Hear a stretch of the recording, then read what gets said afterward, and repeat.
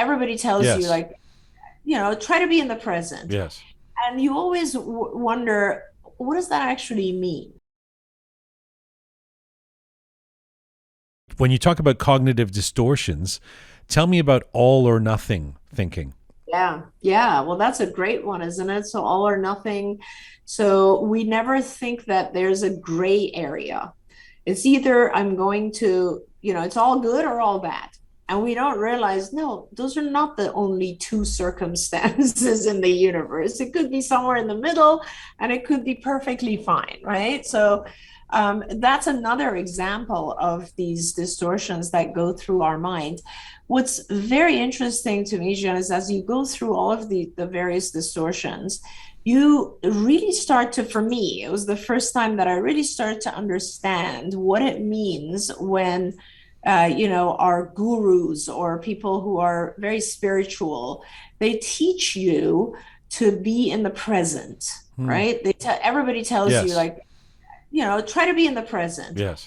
And you always wonder, what does that actually mean, right? What does it mean to be in the present? Hmm. Does that mean that I should sit here and just kind of look around and describe the things that are going on around me and so on?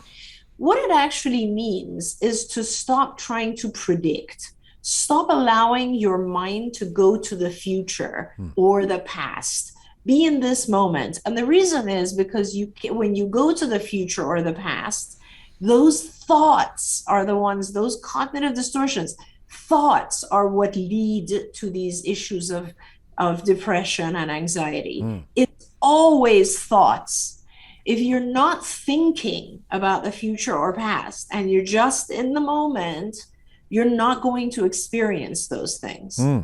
And it's very difficult. It's not an easy But what if you're practice. thinking of the future in a what if you're thinking I get to go on my favorite airline where they treat me well? Is that That's still that's great. But if you do that, I promise you, unfortunately, most of us have such little control over running thoughts that you start with a thought and before you know it, it turns into something else, right? right? We Right. were able to focus. That's why it's good to meditate, obviously, because you get practice to stay on a thought.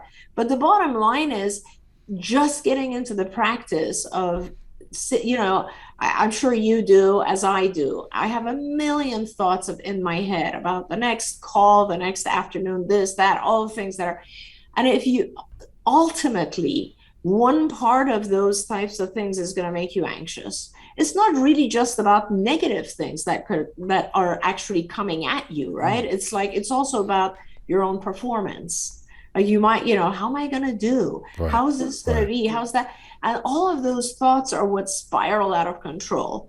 And if you are even for 5 minutes, even for 1 minute, it's very hard to do this for 1 minute, just actually sit and not think. That is the kind of thing that produces ongoing peace. That's why things like music and those types of things are so amazing because they actually do remove you from your run on thoughts, which are where the trouble comes.